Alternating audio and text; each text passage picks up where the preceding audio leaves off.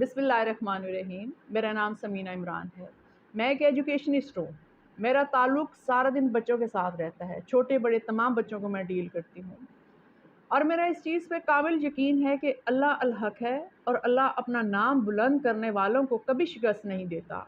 Mister Imran Khan, आप एक अच्छे एजुकेशनिस्ट हैं। मेरी आपसे ये रिक्वेस्ट है कि जब आप दोबारा हुकूमत में आएंगे तो आपने 2 चीज़ों पर सबसे पहले सज़ाएँ मुकर्रर करनी हैं। आप देखें, हमारी नौजवान नस्ल तबाह हो रही है।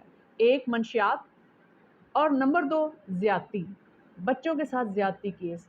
मैं आपको ये बताना चाहती हूँ कि जब ज़ियाउल हक के दौर में एक बच्ची के साथ ज़्यादती हुई थी तो आप उस ज़ियाउल हक ने उस शख्स को सरेआम फांसी दे दी थी और उसकी लाश लटकती रही थी और इस चीज़ का इतना खौफ पैदा हुआ कि कई साल तक फिर ज़्यादती की कोई रिपोर्ट नहीं आई अखबारों में। अगर आप एक इंतहाई कदम इस चीज़ के ऊपर उठा लेते हैं तो बच्चों के साथ ज़्यादती केस ख़त्म हो जाएंगे। आप यकीन करें, सज़ाएँ जो है सरेआम दीजिए।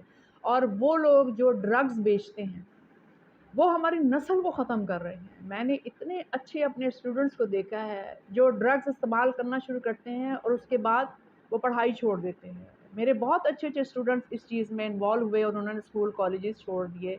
मेरी आपसे पर्सनल रिक्वेस्ट है कि जब आप हुकूमत में आएंगे आपने सबसे पहला कदम मंशियात के ऊपर उठाना है और आपने ज़्यादती केस के ऊपर सज़ाएँ मुकर्रर करनी है। बहुत बहुत शुक्रिया।